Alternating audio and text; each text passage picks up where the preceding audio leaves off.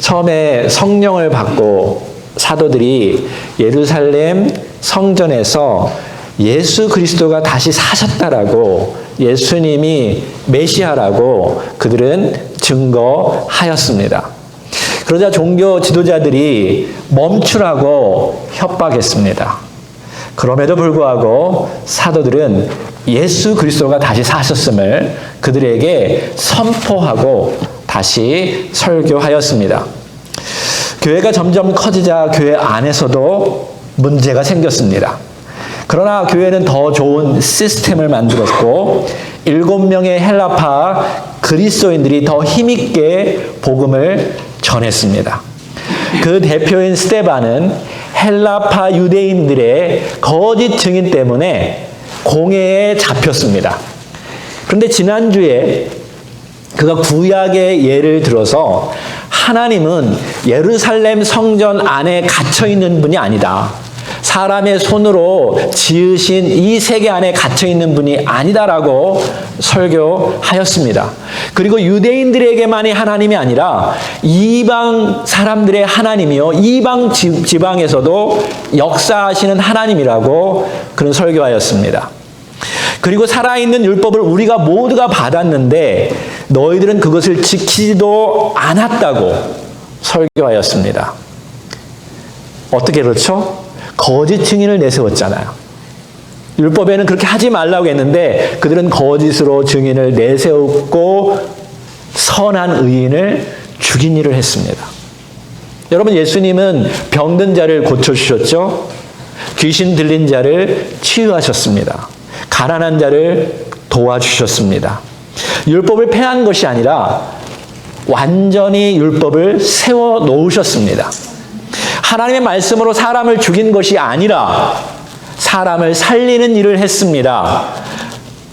그러므로 유대 종교 지도자들은 자기들의 조상들처럼 하나님의 대리자를 핍박하였고 의인을 죽인 것입니다. 유대 종교 지도자들 앞에서 스데반이 이러한 담대한 설교를 하였습니다. 그때 유대 종교 지도자들이 어떻게 반응했을까요? 54절입니다. 다 함께 읽어봅시다. 시작.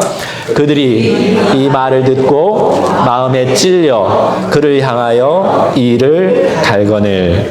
여기 마음에 찔렸다라는 것은 죄책감을 느꼈다는 것이 아니라 마음 저 아래에 있는 분노의 집까지 찔렸다라는 말이에요. 그래서 분노가 치밀어 올라온 것입니다. 스데반은 예수님처럼 직설적으로 공격적으로 설교했어요. 예수님께서 말씀하실 때도 유대 종교 지도자들은 이를 갈았습니다. 자기들을 공격했기 때문에 그렇죠. 근데 예수님께서 마지막 때에 모든 넘어지게 하는 자들과, 이게 뭐냐면 죄를 짓게 하는 자들과 불법을 행하는 자들은 풀무불에 던지우리니 그들이 거기에서 이를 갈고 슬피 울겠다라고 예수님께서 말씀하셨어요. 여기 의사였던 누가가 사도행전의 저자거든요.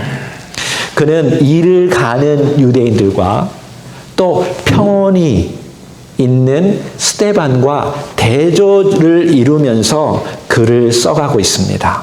자, 55절 읽어볼까요? 시작. 스데반이 성령 충만하여 하늘을 우러러 주목하여 하나님의 영광과 및 예수께서 하나님 우편에 서신 것을 보고 말하되 보라 하늘이 열리고 인자가 하나님의 우편에 서신 것을 보노라 한데. 영어로 보니까 but이라고 얘기했죠. 저들은 분노하였는데 이를 갈고 있는데 그러나 스데반은 성령 충만하여 하늘을 보았습니다. 여러분, 상대방이 이를 갈고 분노할 때, 여러분을 죽이려고 할 때 우리가 볼 수 있는 것은 하늘입니다. 하나님은 예루살렘 성전 안에 갇혀 있지 않습니다. 하나님은 온 우주 만물을 창조하셨고 그 하늘 위에 계십니다. 그 하나님의 보좌를 보게 된 것이죠. 여기서 주목할 것은 예수님께서 하나님 우편에 서셨다라는 내용입니다. 예수님께서 하나님 스데반을 변호하고 인정하고 중보하신다라는 표현이에요. 이 땅에서 스데반이 세상의 법정에서 자기들이 가지고 있는 파워와 권력 안에서 지금 당하고 있잖아요. 여러분 그것만 보면 안 돼요. 하늘 위에도 법정이 있어요. 전능하신 하나님이 심판주이세요. 그때 예수님께서 서서 스데반을 변호한다라는 그림을 그가 본 것입니다. 그것을 보자 얼마나 힘이 솟았을까요? 세상에서는 거짓으로 증인을 세우고 우리를 판단하고 우리를 죽일 수는 있어요. 그러나 하늘에서는 또 다른 법정에 우리가 서 있는 줄로 믿으시기 바랍니다. 너희가 이 땅에서 나를 시인하면 내가 하늘 위에서도 모든 이들 앞에서 너희를 시인할 것이다 라고 주님께서 말씀하셨죠. 스데반은 다니엘서에 표현한 인자, the son of man, 사람의 아들이라는 표현을 사용해서 예수님을 강력하게 표현한 것입니다. 예수님께서 자신을 가리켜서 이 땅에서도 나는 인자다, 사람의 아들이다 라고 말씀하셨죠. 여러분, 예수님만이 하나님의 아들이었고 또 사람의 아들이 되셨어요. 이 온 우주 만물에 이런 분은 처음밖에 없어요. 유일하신 분이 지금 서 계신다라는 거예요. 하나님은 영이시기 때문에 잘 모르지만 하나님의 아버지의 영광을 봅니다. 근데 예수 그리스도는 스데반이 그 사람의 형체로 보고 있는 거예요. 전에도 살아계셨고 이 땅에 인간의 모습으로도 오셨고 하늘 위에 계시는데 사람의 모습으로 계신 거예요. 그래서 인자가 보인다라고 지금 그가 말한 것입니다. 스데반은 그저 상상력을 동원해서 본 것이 아닙니다. 여러분, 실제로 아버지 하나님은 살아 계십니다. 예수 그리스도는 죽음에서 부활하셨고 하나님 우편에 앉아 계시고 또 우리가 곤란에 처할 때 서서 계시는 분이십니다. 성령님은 예수님을 믿고 그를 사랑하고 그분의 뜻대로 살고자 하는 이들 안에 충만히 거하십니다. 자, 누가는 이 성령 충만한 스데반과 대조를 이루어서 분노로 충만한 유대인들을 또 다시 보여주고 있습니다. 57절 시작. 그들이 큰 소리를 지르며 귀를 막고 일제히 그에게 달려들어 성 밖으로 내치고 돌로 칠세 증인들이 옷을 벗어 사울이라 하는 청년의 발 앞에 두니라. 큰 소리를 질렀다라는 것은 더 이상 스데반의 말을 듣고 싶지 않다라는 말입니다. 그리고 다른 사람들이 듣지 못하도록 소리를 지른 거예요. 여러분도 누군가의 말을 듣고 싶지 않을 때 이렇게 하죠. 아! 그리고 어떻게 합니까? 귀를 막았어요. 그리고 다 함께 몰려들어서 한 마음이 되어서 그에게 달려들어서 성 밖으로 그를 밀치면서 돌을 들고 다 함께 돌로 내려 쳤던 것입니다. 근데 어떤 한 사람이 먼저 돌을 치면 그 죽음에 대한 대가를 그 사람이 져야 돼요. 책임을 져야 돼요. 그래서 어떤 한 사람이 먼저 돌을 치지 않고 다 같이 돌로 친 거예요. 다 책임을 안 지려고. 그런데요, 유대인들은 사람을 죽일 때 2명 이상의 실제적인 증인이 필요합니다. 그렇지 않으면 율법을 어기는 거예요. 그래서 돌로 쳤던 증인들이라는 표현을 쓰죠.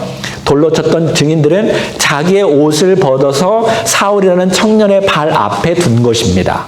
이것은 사울이 젊지만 아주 권위 있는 자리에 위치해 있고 최종적인 책임자라는 거예요. 그러니까 그러니까 그는 율법을 어긴 자를 죽일 수 있는 권한이 있다라는 거죠. 다시 말해서 우리가 다 권위 있는 사울과 함께 증인으로서 돌을 던졌다라는 말입니다. 다시 말해서 율법적으로 우리는 문제가 없다라고 사람들에게 선포하며 돌을 던진 것입니다. 자, 이제 누가는 또다시 성령 충만한 스데반을 그려주고 있습니다. 59절 시작. 그들이 돌로 스데반을 치니 스데반이 부르짖어 이르되 주 예수여 내 영혼을 받으시옵소서 하고. 스데반이 여러분 돌을 맞았습니다. 아팠겠죠. 성령 충만한 사람은 돌 맞아도 안 아플까요? 아팠어요. 여러분 예수님께서 십자가에 못 박힐 때 안 아팠을까요? 아니요. 우리가 똑같은 육신을 입고 오셨어요. 스데반은 지금 엄청 아팠어요. 근데 그의 입에서 나온 말은 놀랍게도 예수님께서 십자가 위에서 하신 말씀을 똑같이 하셨습니다. 주 예수여라고는 안 했죠. 예수님은 아버지요 라고 말했어요. 내 영혼을 부탁합니다. 근데 스데반은 주 예수여 내 영혼을 부탁합니다 라고 말했어요. 여기서 주는 유대인들에게 주, Lord, 아도나이는 하나님의 이름을 대신해서 부를 때 사용하는 언어예요. 그러니까 예수님은 이 땅에 오셔서 인간으로 죽으셨지만 다시 살아나서 하나님이 되셨습니다. 이미 하나님이셨고 하나님의 자리에 오르셨어요. 그러니까 예수님을 나의 주라고 고백한 거예요. 주 예수여. 죽는 마지막 순간까지 나의 주님이라고 스데반은 불렀어요. 이게 쉬울까요? 일반적으로 사람들은 큰 고통이 오고 죽음에 위치하면 그런 말이 안 나온대요. 제발 살려달라라고 말한대요. 왜냐하면 몸이 그렇게 반응한다고 합니다. 정신이 아무리 그래도 죽을 처지에 있으면 제발 살려달라고 말해요. 근데 스데반은 주 예수여라고 말이 나왔던 것입니다. 평상시에 주님, 나의 주님이라고 많이 불렀겠죠. 한국 여자애들이 깜짝 놀랄 때, 위기에 처할 때 무슨 말을 하는 줄 아십니까? 엄마야! 어머나! 이런데요. 근데 스페인도 좀 비슷해요.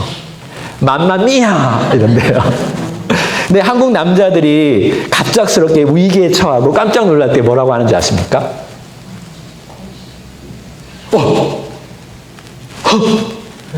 헐 이렇게.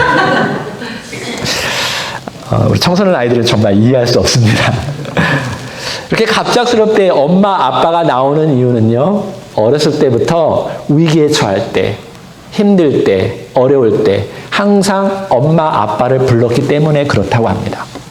그렇죠? 배고프면 엄마 배고파, 아프면 엄마 아파. 어떤 사람은 아버지도 하죠. 아버지 힘들어요, 도와주세요. 항상 부르니까 위기에 처할 때 그런 말이 나오는 거예요. 여러분과 저에게는요, 주님이 있습니다. 주님께 부르면 돼요. 내가 상상할 수 없는 어려움에 처했을 때, 교통사고에 당할 때, 어느 누구도 알아주지 않을 때, 여러분이 부를 수 있는 분이 계신데, 여러분의 주님이신 주님의 이름을 부르십시오. 도와주실 것입니다. 함께 하실 것입니다. 내가 어떻게 할 수 없는 그런 상황에 우리 하나님 아버지는 여러분의 삶을 아시고 필요를 채워주실 수 있고 환경을 바꿔주실 수 있는 분이심을 믿고 그분의 이름을 부르십시오. 스데반은 이렇게 기도했죠. 아버지여, 주님, 주 예수여, 내 영혼을 주님께 맡깁니다. 주님께서 나에게 삶을 주셨고 예수 그리스도를 주셨고 그분을 아셔서 이제 주님 앞에 마지막 눈을 감는 이 순간에 주님의 이름을 부를 수 있게 해주셔서 감사합니다. 내 영혼을 주님께 맡깁니다. 나의 몸도, 나의 마음도, 나의 삶 모든 것도 주님께 맡깁니다. 주님, 내 가족도 주님께 맡깁니다. 이제 내 삶의 진짜 주인이신 하나님께 나아갑니다. 하고 마지막 순간을 갖고 있습니다. 우리 60절 읽어볼까요? 시작. 무릎을 꿇고 크게 불러 이르되 주여 이 죄를 그들에게 돌리지 마옵소서. 이 말을 하고 자니라. 스데반은 이제 너무 돌을 많이 맞아서 설 수가 없었고요. 쓰러졌습니다. 근데 마지막으로 무릎을 꿇고 소리를 질렀어요. 주님 살려주십시오 라고 소리 지른 것이 아니라, 주님 저들이 몰라서 그러니 저들의 죄를 저들에게 돌리지 마십시오 라고 기도했어요. 어서 많이 들어본 내용 같지 않습니까? 예수님께서 십자가에서 죽으실 때 자기를 쳐 죽이려고 했던 로마인들 그리고 유대인들까지도 대상해서 주님 저들을 용서해 주십시오. 지금 저들이 하는 일을 저들이 모릅니다 라고 기도했듯이 스데반도 똑같이 기도했어요. 이것은 스데반이 예수님을 진정으로 따르는 제자라는 것을 분명히 보여주는 내용입니다. 마지막 죽는 순간에 그는 예수님을 사랑했고 예수님의 말씀을 마음속에 새겼고 예수님처럼 말하고 예수님처럼 행동하는 진정한 예수님의 제자였던 것입니다. 주님은 그러한 제자를 원하셔요. 여러분을 괴롭히고 힘들게 하고 그럼에도 불구하고 그들의 영혼을 사랑하며 그들에게 기회를 주고 그들이 돌아오기를 바라는 기도를 드리는 그러한 제자를 원하십니다. 우리가 거기까지 성장해야 돼요. 아멘. 여러분은 스데반이 종교 지도자들을 향해서 직설적으로 공격적으로 설교한 것은 그들을 미워서 설교한 것이 아니에요. 그들이 회개하고 돌아오기를 바라서 그렇게 설교한 것입니다. 그들을 사랑했기 때문에 그들의 잘못을 지적한 거예요. 이거를 여러분 분별할 줄 알아야 돼요. 그는 자기가 죽으면서도 저들이 아무것도 몰라서 그렇다고 저들을 용서해달라고 기도했습니다. 누가의 마지막 표현이 너무나 좋아요. 이 말을 하고 어떻게 됐어요? 자니라. 죽었다라고 표현하지 않고 잤다라고 표현합니다. 평온히 잤다라는 모습으로 그려주고 있죠. 이것은 분노로 가득 찬 유대 종교 지도자들의 모습과 대조적으로 성령 충만한 평안한 스데반의 모습을 보여주고 있습니다. 율법주의자들은 율법 아래 살아있기 때문에 항상 엄격하고 날카로워요. 죄를 짓지 말아야 하기 때문에 또 사람들에게 멋있게 보여져야 하기 때문에 항상 경직되고 항상 두려운 마음 속에서 살아가는 자들이 율법주의자들입니다. 근데 겉으로는 죄를 짓지 않지만 속으로 죄를 지어요. 아무도 보지 않기 때문에 거룩한 척 할 뿐입니다. 유대 종교 지도자들은 그동안 어느 누구도 그들의 마음에 가득 찬 탐심과 음란에 대해서 직접적으로 공격을 받은 적이 없어요. 왜냐하면 그들은 높은 위치에 있고 항상 겉으로 보기에는 가장 훌륭한 종교인이었어요. 11조도 잘 됐고요. 구제도 잘했고 사람들이 보기에 다 우러러 쳐다보았어요. 어느 누구도 그들을 지적하는 사람이 없었습니다. 근데 예수님은 하셨거든요. 너희 속은 탐심으로 가득 차 있다. 음란으로 가득 차 있다. 그러니 얼마나 화가 났겠어요. 그래서 예수를 잡아서 결국 죽인 것입니다. 자기들의 위치까지 완전히 떨어질까 봐 예수를 잡아서 죽였던 거예요.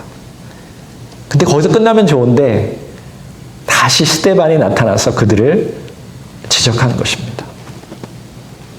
여러분, 하나님께서는 우리의 그런 모습들을 변화시키기 위해서 끊임없이 말씀한다라는 것을 기억하시기 바랍니다.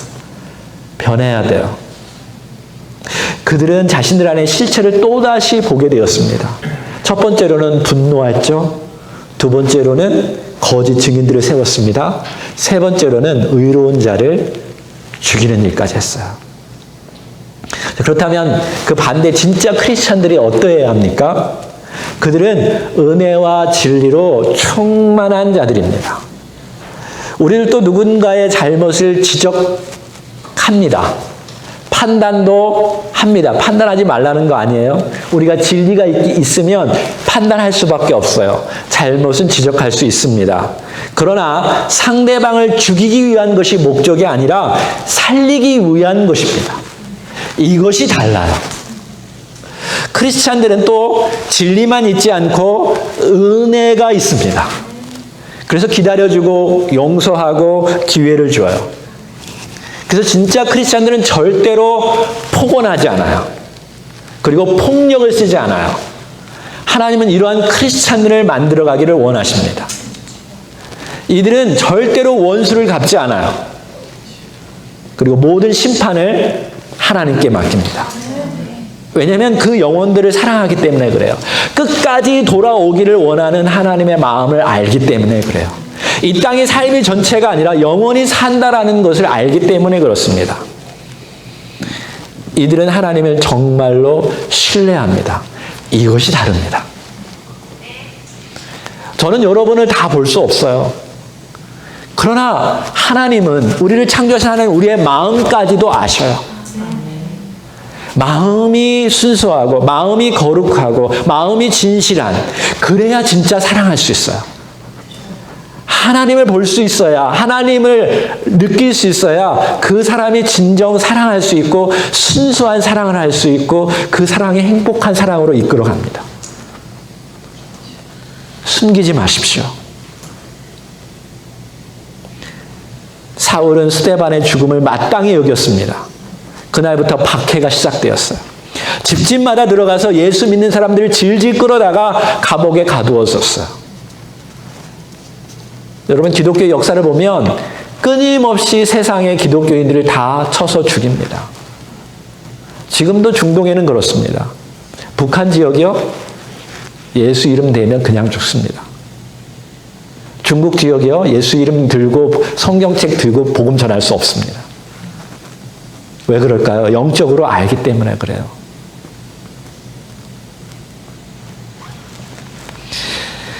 그래서 예루살렘에 있는 교회가 흩어지면서 유대 지역과 사마리아 지역으로 믿는 자들이 다 흩어지기 시작했어요. 마치 어떤 씨앗들을 쟁반에다가 탁 놓으면 팍 흩어지듯이 크리스찬들이 다 흩어져 버렸어요. 근데 놀라운 것은 사도행전 8장 4절에 이렇게 말합니다. 다 같이 시작.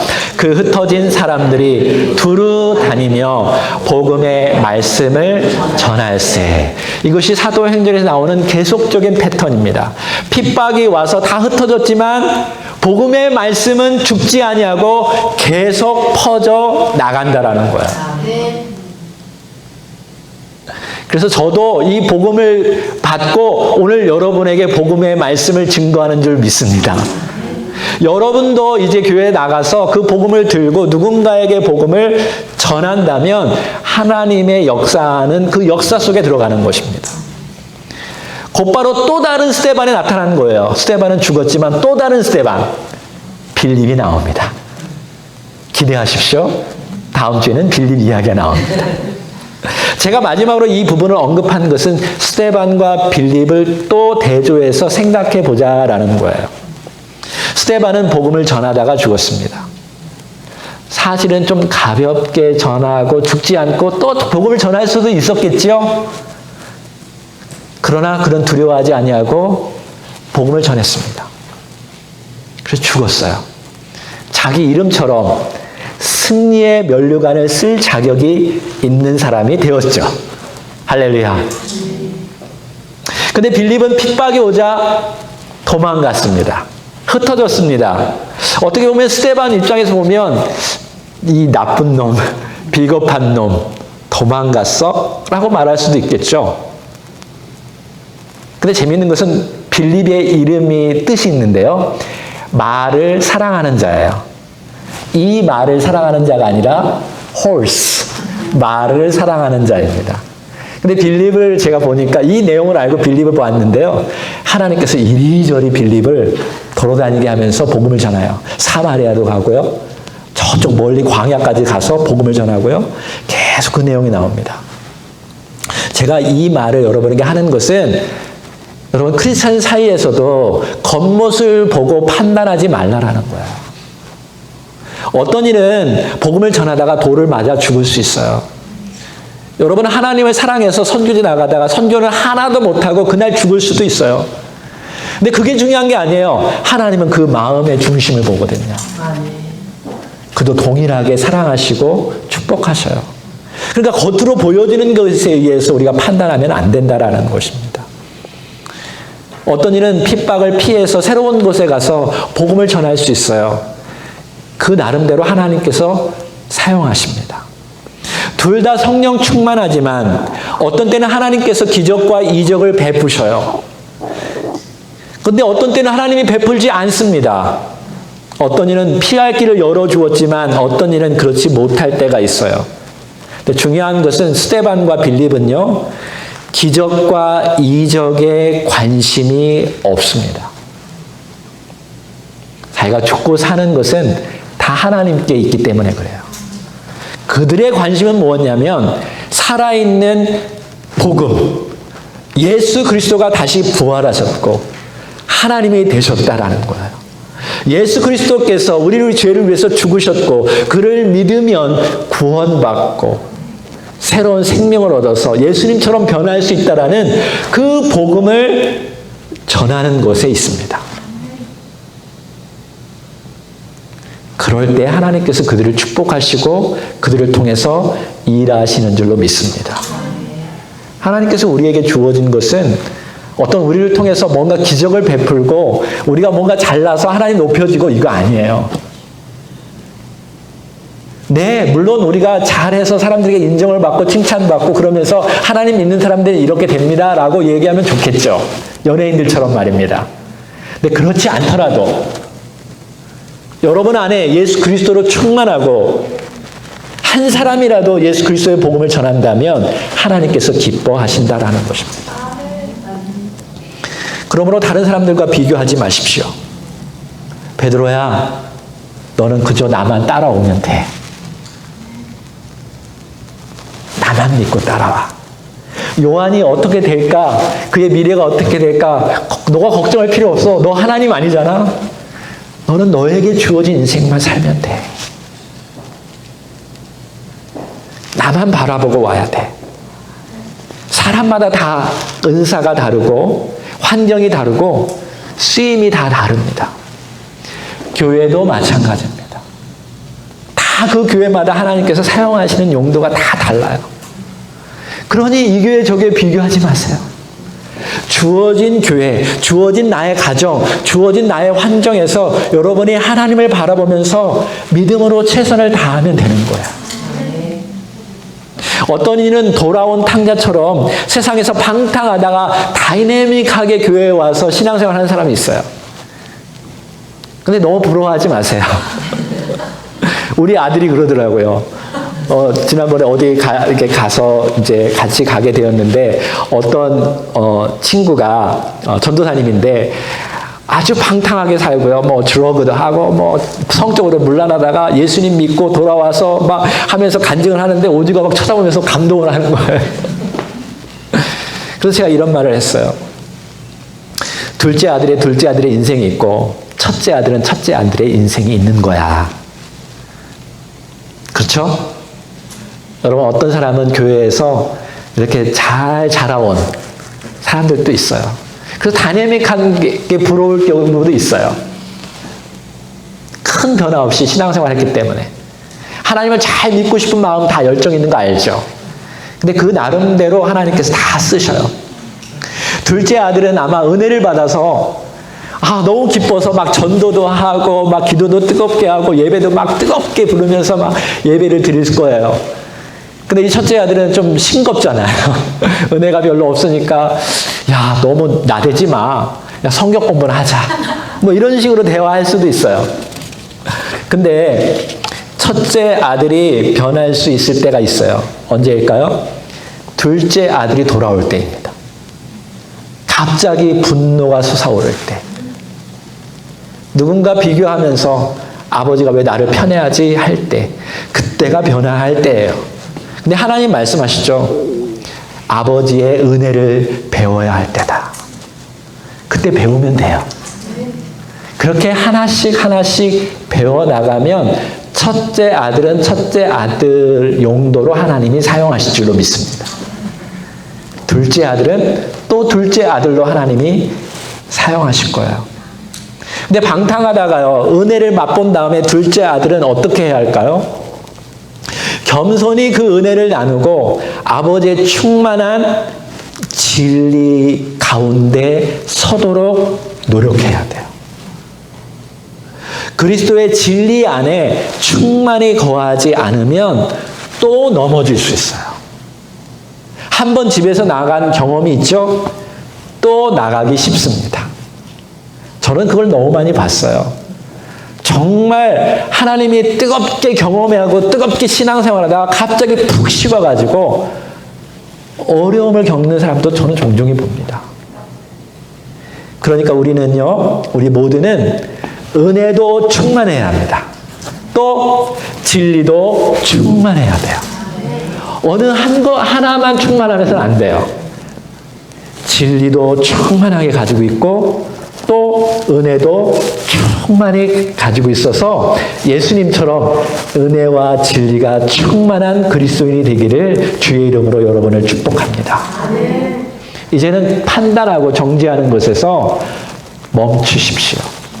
비교하는 것에 의해서 멈추십시오. 나는 왜 저렇게 못 살까? 내 가정은 왜 저럴까? 이게 아니에요. 여러분에게 주어진 이 인생이 있는데 거기에서 하나님께서 여러분을 통해서 여러분도 바꾸고 여러분의 가정도 바꾸고 여러분의 직장도 바꾸고 여러분의 주변 사람도 바꾸기를 하나님이 원하신다라는 거예요.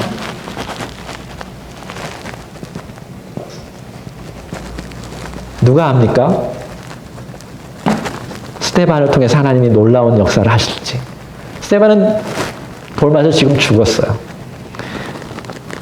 정말로 믿지 못할 것 같은 예수 그리스도도 죽였던 유대 종교 지도자들에게 담대하게 그들의 잘못을 지적하고 복음을 이야기하고 죽었어요. 그를 가장 미워했고 가장 죽이는 데 앞섰던 사울이 누가 합니까? 돌아왔어요. 그 한 사람이 어떤 일을 한 줄 아십니까?